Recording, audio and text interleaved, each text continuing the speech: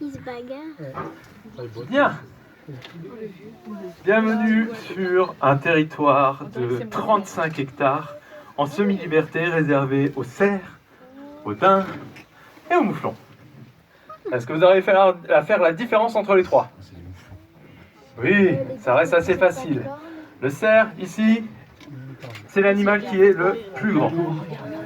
Il porte des bois, notamment uniquement le mâle, des bois qui sont ramifiés, qui forment juste des branches.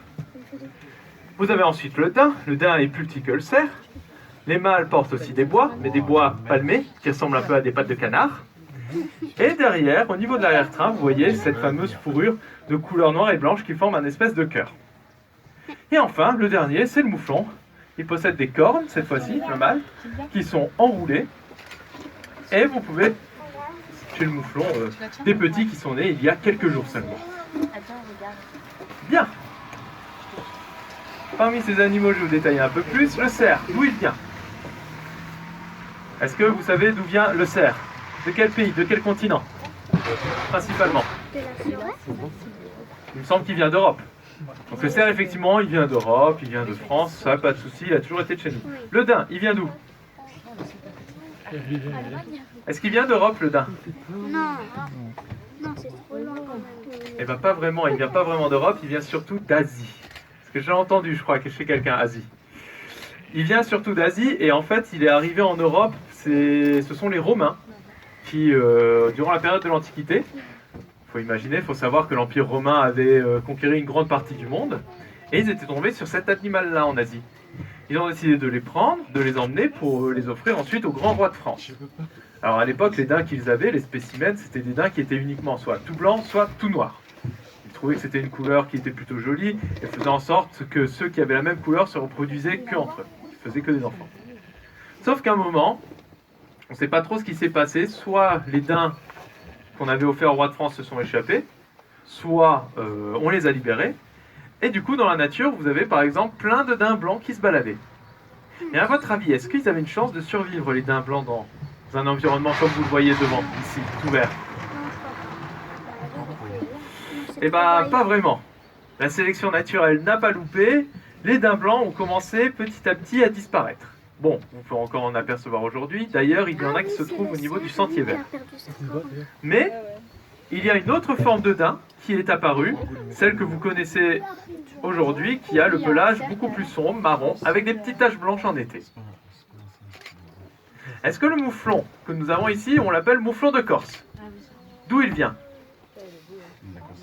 On pourrait dire effectivement de Corse. Donc ceux-là, effectivement, ils viennent de Corse, mais avant la Corse, ils étaient aussi situés en Asie. Et ce sont d'autres gens qui ont effectivement, dans le passé, sont tombés sur les mouflons en Asie et les ont ensuite introduits en Sardaigne et en Corse. D'ailleurs, on avait l'occasion presque de voir un léger combat entre un mouflon et un daim pour se disputer la nourriture. Bien. Je vais passer rapidement devant pour atteindre le 4x4. Est-ce que vous savez que le cerf, c'est un animal qui vit selon les saisons? Voilà, c'est-à-dire que son comportement va changer selon le mois de l'année. Ici, on est en printemps. Qu'est-ce que vous remarquez chez les cerfs mâles? Les bois. Qu'est-ce qu'ils font, les bois? Ils tombent. Les bois, effectivement, en printemps, ils tombent. D'ailleurs, c'est ce qui fait la principale différence entre bois et cornes. Les bois, ça tombe tous les ans. Les cornes, ça ne tombe pas. Et ici, donc vous avez les mâles qui ont perdu leur bois, sauf peut-être certains, ça va bientôt arriver, et ils vont commencer à repousser. D'ailleurs, vous observez, si vous voyez certains mâles, ils ont des espèces de débuts de pousse de bois. Ça ressemble à des moumoutes d'ailleurs, ça n'a pas l'apparence d'os, parce que normalement ce sont des morceaux d'os, on a l'impression qu'ils ont des peluches sur la tête. Le côté peluche, en fait, ça vient d'une peau qui recouvre le bois qui s'appelle velours, qui est là pour protéger le bois contre les chocs et pour également apporter tous les éléments qui permettent au bois de se former.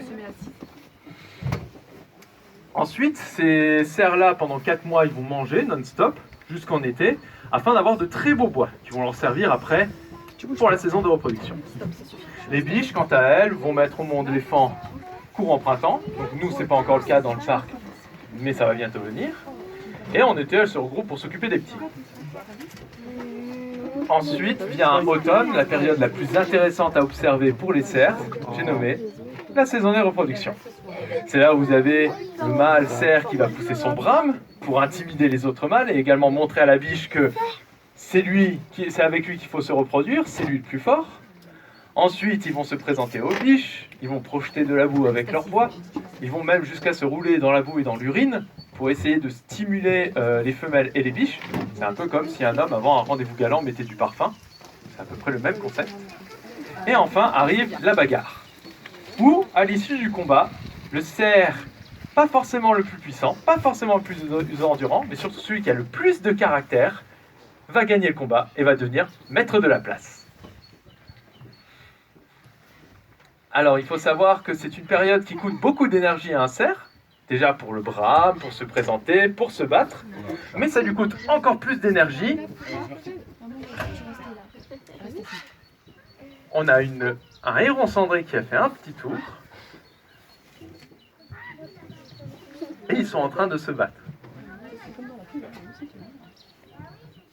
Et il y en a qui ont perdu un seul bois, mais ça va bientôt venir pour le deuxième.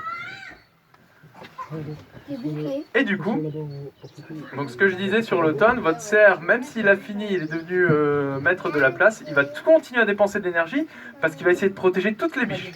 Il va être sûr que c'est le seul qui va se reproduire avec toutes les biches.